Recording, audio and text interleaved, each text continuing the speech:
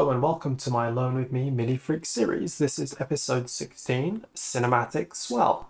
So first, what is Alone With Me series? Alone With Me series is a series where you follow my end-to-end process learning to get the best out of a synthesizer. In this case, it is the Arturia Minifreak.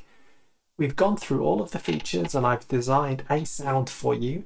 I'm going to design another sound today. As I mentioned in the last episode, I haven't got a clear sound in mind, but rather merely the description that I provided. In this case, I've called it Cinematic Swell. So let's see what we can do.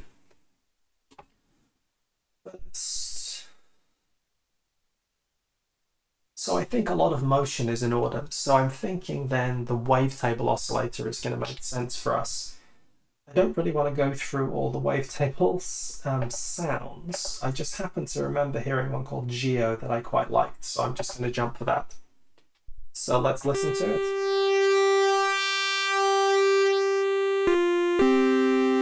So since it's a swell, I'm thinking I'm going to have an envelope which just goes all the way up and all the way down. So let's just start with a fairly Let's have the envelope a sort of moderate length. I think I might extend the envelope at the ends. But if I have it too long, it's going to take me a long time to kind of shape this sound. So let's first then sweep the wavetable with the envelope. The wavetable is parameter 1. Maybe that's a bit too fast. Okay, that's good. So we got 70, 70, and 60. As I said, I'm going to extend these out a bit. So I feel like it's a bit thin at the beginning, so I'm going to negatively modulate the pulse width to try and add a bit more character initially, which we're going to pull back on. I set it to 10. You'll find that what I do a lot here is I tweak these parameters and try and get a feel of the range of values that I'd like to hear. And then I make a modulation based on that. So I want this to go roughly from between 35 and 0, or maybe 35 and -5. So that is, sorry, the shape parameter.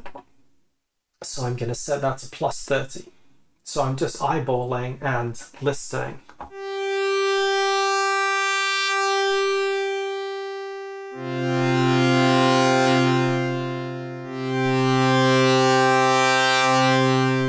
So I can imagine if this was happening much more slowly, at the moment it's pretty fast, that could be quite an interesting swell. Next thing I think has got to be the filter.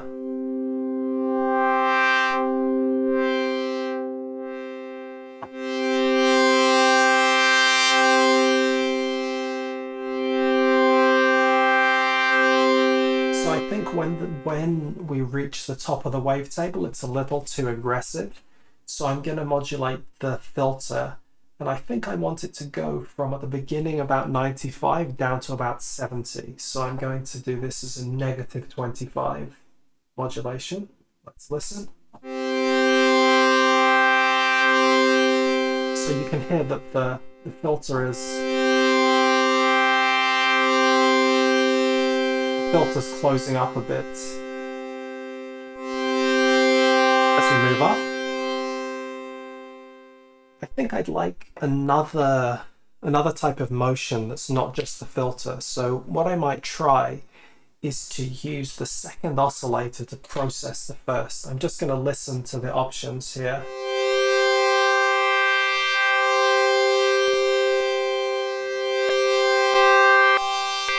Okay, the phaser just jumped straight out at me there, so let's work with this.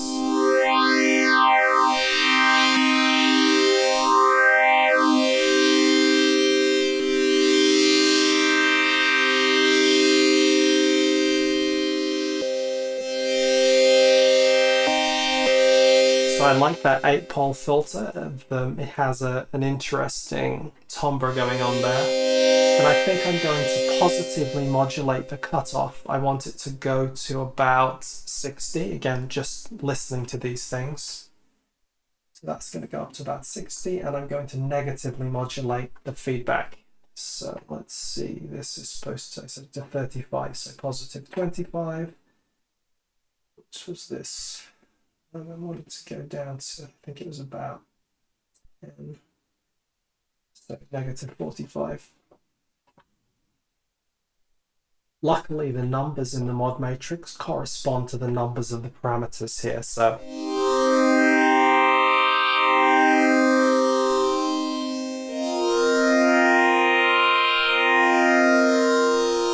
one thing I've noticed is that in this register, it all sounds a bit too bright, bit high pitched. So what I think I'll do is I'm going to transpose this down an octave.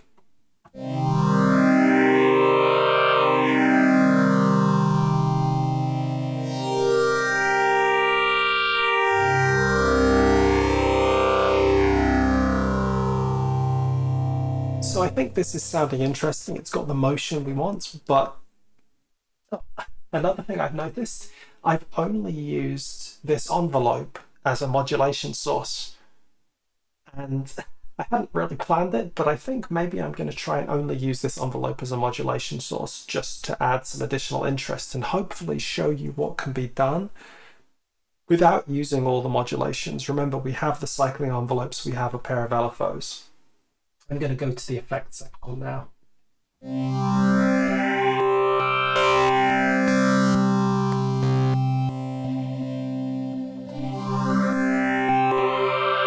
Super unison just sounds so tempting, so I'm going to go for it.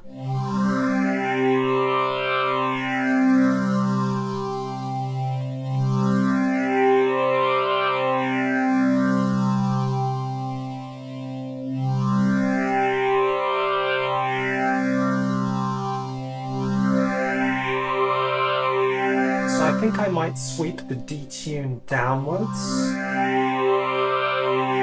bring this filter upwards. So let's go to page 2.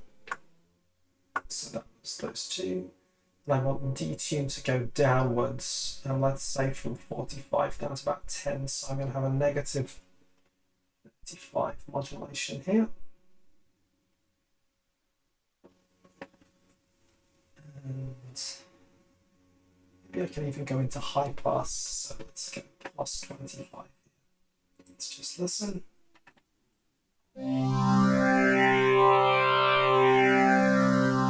So you can hear that that detune sort of comes into a more unison and the sound becomes a bit brighter. Okay, so let's listen for the next effect.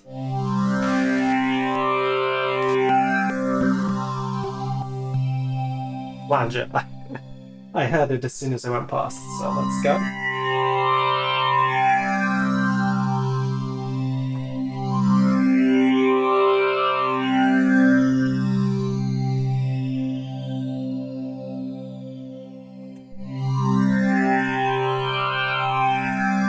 So I think I'm going to modulate the feedback up and the wet dry down. Feedback is going to go up. So I wanted to go up to about, what was that, 65. So it's going to go positive 25.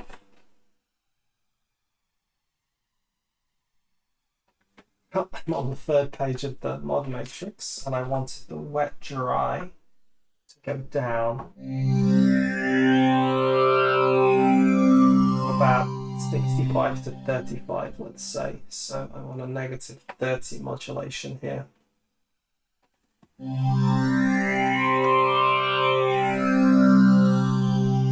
You may realize that the attack and decay and the release are very, very quick. I'm doing it this way because I want to be able to listen quickly and move on to the next parameters rather than leaving you hanging, waiting. So the reverb, I like the idea of having access to 100% wet, so I'm going to switch the reverb to an insert just so we have access to that.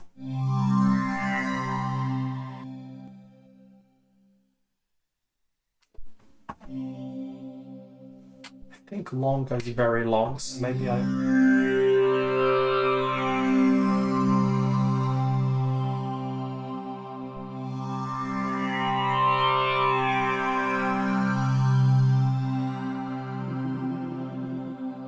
probably 25 to 65 is how I want to modulate that, and I'm going to decrease the damping. So that's my last two parameters.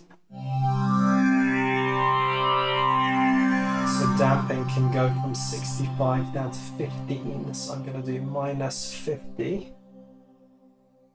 Minus 50.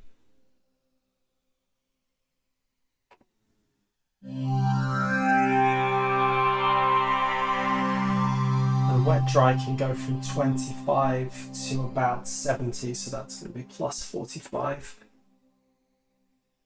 So I think this is now my last modulation. So I have 9, 10, 11, 12. So I have 12 modulations coming out from this envelope. What I'll do now, I think, is make this envelope much, much longer. So this can maybe be...